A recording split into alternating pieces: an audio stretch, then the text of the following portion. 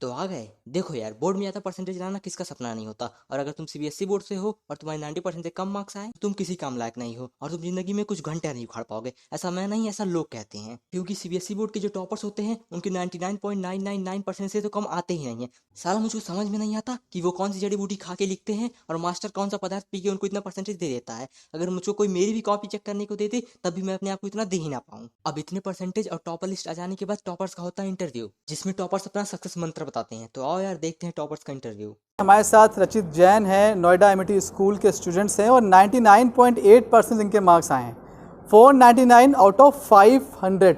रचित, इतना एक्सपेक्ट किया था कि इतने मार्क्स आने वाले हैं?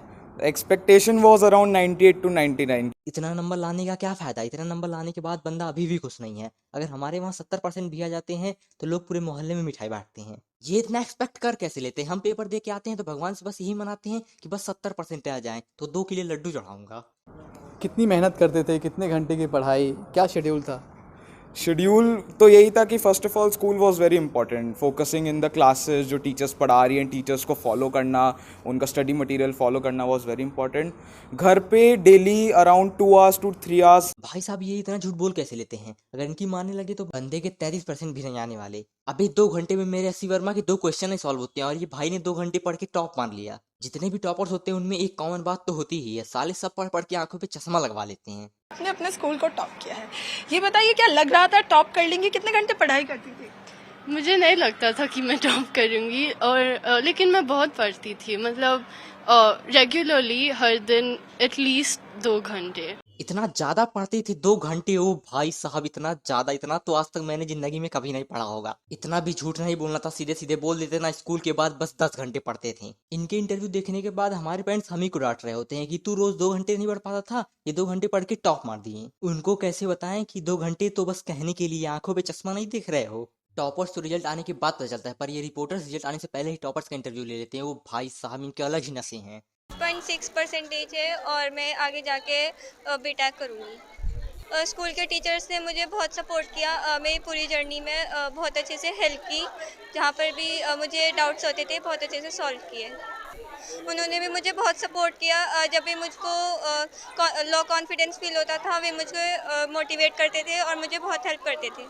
ये जो टॉपर्स होते हैं इनका इंटरव्यू स्पीच पहले से ही तैयार होता है। इसमें पहला पॉइंट होता है कि हम 2 या 3 घंटे से कभी ज़्यादा पढ़ते ही नहीं थे, और दूसरा पॉइंट होता है कि हमारे पेरेंट्स और हमारे टीचर्स हमें बहुत ज़्यादा सपोर्ट करते थे। अगर हम रात के 3 बजे भी डाउट पूछते थे तो हमारे टीचर उठ के बता देते थे। और ये स्कूल बहुत अच्छा इन्वायरमेंट प्रोवाइड करता था और इसके study material are the best. तीसरा और आखिरी पॉइंट, हम अपने एनसीईआरटी बुक को नींबू पानी के शिकंजी में घोल के पी गए थे, जिसके कारण हमारे इतने परसेंटेज आए हैं। इतना परसेंटेज लाकर करोगे क्या? कौन सी तुम्हारी इस परसेंटेज से तुम्हें सरकारी नौकरी मिलने वाली है? ये परसेंटेज केवल देखने में अच्छे लगते हैं, तुम्हें जिंदगी में ये कहीं काम में नहीं आने वाले।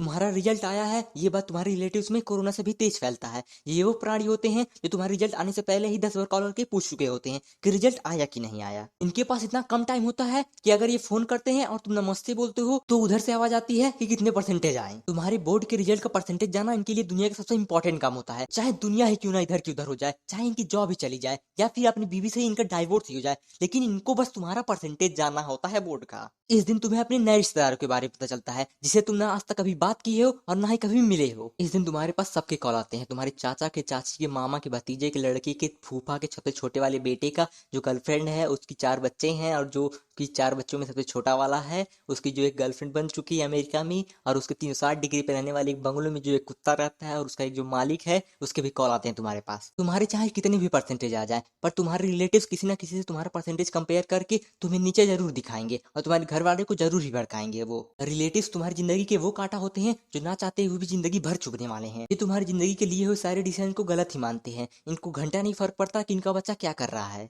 तो आज के लिए इतना काफी है, इससे ज्यादा मैं रिलेटिव्स की बेइज्जती नहीं कर सकता। अब यहाँ तक देखा है तो वीडियो तो पसंद आई होगी, आई हो तो लाइक करना और हाँ, सब्सक्राइब भी कर देना। गप्पी, घर के सारे फोन लेके और स्विच ऑफ कर दे, देखता हूँ कैसे कॉल आते हैं इनके।